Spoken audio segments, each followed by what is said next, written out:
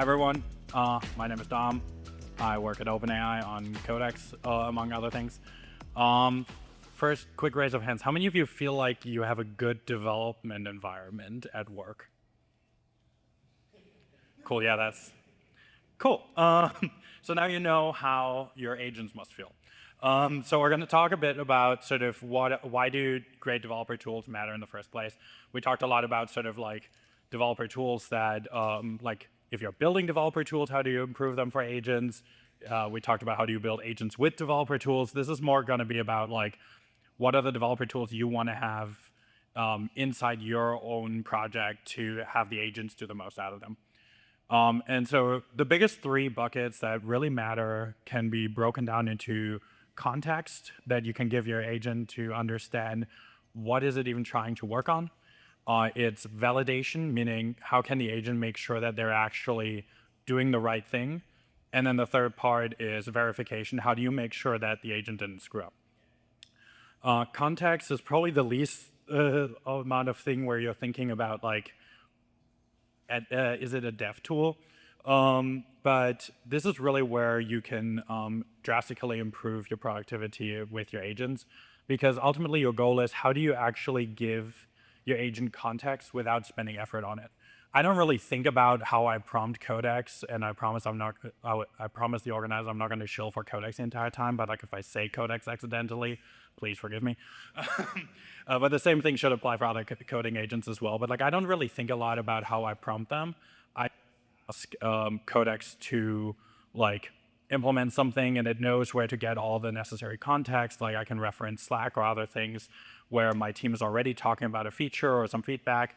The other part about this is design, for example, where like if your design already implemented in design, I just hand it a Figma and it can pull the context from there. I don't have to give screenshots or iterate on things. Similarly, issue trackers or even logs, like the amount of times I just tell Codex like check if the PR merged or not, and if it didn't, like figure out why, and like, address comments that my colleagues had, or like go and check the CI/CD flow. Like the other day we had some flaky CI, and I just told it to like continue trying until like eventually it would pass.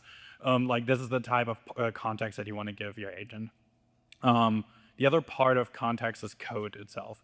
So if you're working on a project where additional context might live somewhere else, try to either, if you're working in a monorepo, great. If you don't, try to have like consistent patterns on where the code lives in your code base. So for example, I work a lot across the Codex app code base, the open source Codex repo, and then our developer docs.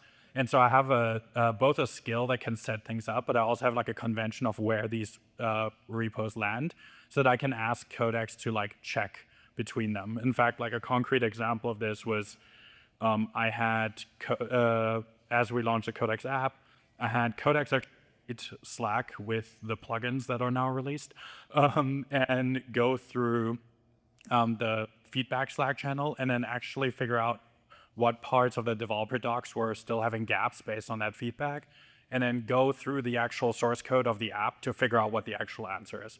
And so like this is the part where context becomes incredibly important. So overall, your like minimum requirement with anything that has any remote content for your teams should be like, does it have some way to extract it? Whether it's an API, MCP, CLI, I don't care. The models can figure this out these days. But like there should be some way to get it out, because otherwise you're kind of living in a world of pain. The second part is validation. So whenever I hear people be like, how do you get like Codex or other agents run for hours? This is how. Like the more you give the agent a way to verify that what they're doing fulfilled the task that you gave them, the longer they can work and figure it out.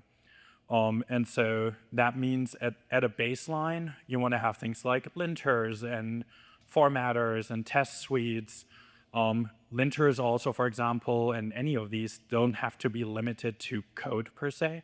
So on the docs, for example, we have a linter called Vale. It's specifically a prose linter, so we have our style guide codified in there. And that means that if I ask Codex to go and write some docs, I know that Codex will first run that, verify it, and I don't have to deal with like most of the stylistic choices that we have, because it actually formats it nicer and more consistent than like when my colleagues write it manually or when I do it manually. But there's also additional like advanced validation, right? So think about taking screenshot accessibility tools to control an app, or going full on computer use with like tools like Playwright.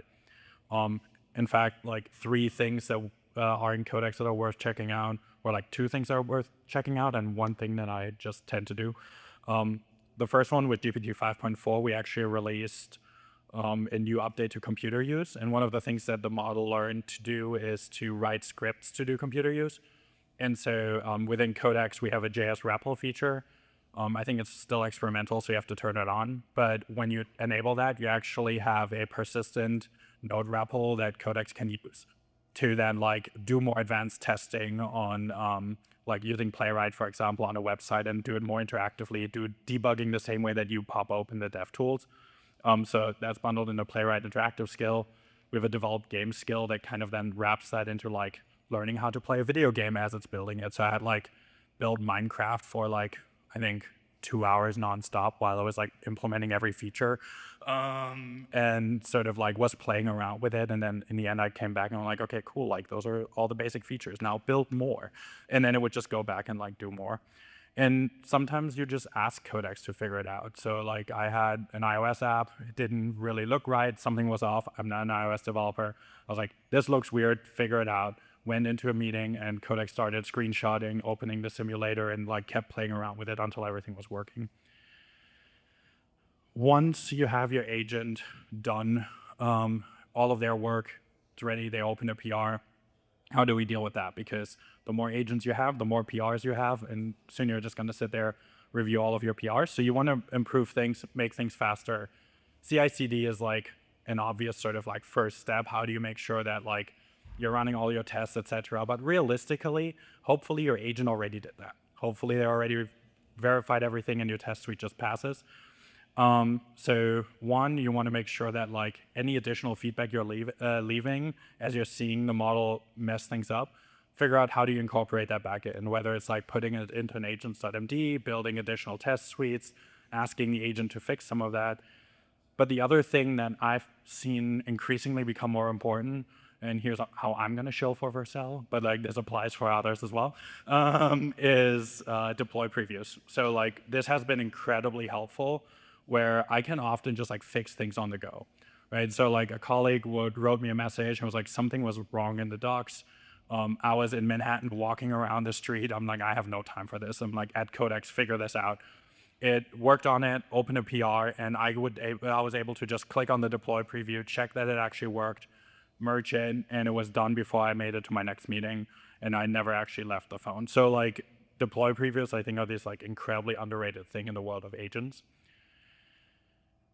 The other part of this, though, is that like it's not just about sort of all of these tools, but some of the requirements for these tools are changing. The first thing is speed matters much more from my experience, because previously if someone would come to me and be like, I'm getting rid of Prettier and I'm using like this new like beta library called Ox format, then I would be like, why? And it's like, it's a couple of seconds faster. Like it didn't really matter that much. But like now with agents, if you have multiple agents running at all times, and they're all running these tools the entire time, like that matters a lot more, especially as your code bases are also growing faster because you have more agents build more. So speed is becoming increasingly more important. So for example, for the Codex app, we recently switched to like Ox format, etc., but also like to the TypeScript version as written in Go, which is drastically faster. So like the toolings that you have and how they're increasingly more important to be like latency sensitive as well. And then the other part is if you run agents in parallel locally, you're going to probably use work trees or parallel checkouts, and either way, you're probably going to end up with more code on your device. And if you're like me, something like, where did all my device like space go? I swear I had more, until I realized I cloned like a monorepo like 3 times. So like dependency handling, for example, like using tools like PNPM can be incredibly helpful, because you're no longer having like 30 versions of node modules that each are like half a gig. The other part is multiple copies. Like if you have all these work trees, like being able to quickly like spin up that version and verify, compare potentially. Sometimes I run like a prompt like 3 times and just like compare the different implementations is incredibly helpful. And then how do we get the most out of these tools? Is MCP dead? Are we all using shells now only? The answer came from there earlier. Yes, no, it depends. I think the reality is like we don't necessarily have to like reinvent the wheel by us bespokely building all of these tools for this new world. Because like when we're designing sort of agent experience, we should do the same thing that we do when we build tools for users. We do user research. How do we do user research with agents? Well, we figure out what is in distribution for the model. So if you're unfamiliar with that term, that essentially means like, what are things that the model has seen during training? What is the model likely able to deal with or is used to? And so we can approximate some of that because you don't really know what the model learned, but we can approximate that with things like prompt guides, for example, that often the model makers publish. We know that models generally are good at bash tooling.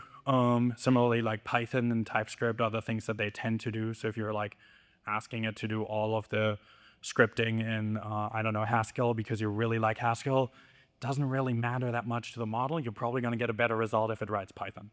And similarly, all of these models recently have been trained on function calling. So like as much as, you know, MCP might have some of the problems, it's ultimately function calling, so you can't really go wrong there unless you're adding like 200 MCPs to your session.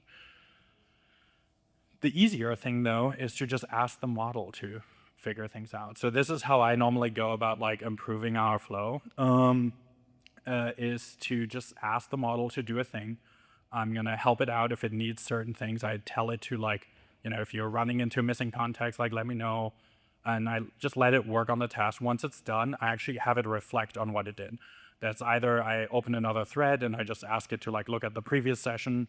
Sometimes I do it in context and I have it build tools and skills based on what it did, based on what it wished it had. So that it's much more likely to actually use things based on the way, like in a way that is in distribution for the model. And then I ask it to test it and iterate and figure out how it can continue to improve things. A concrete example of this is I worked on the screenshot skill in Codex.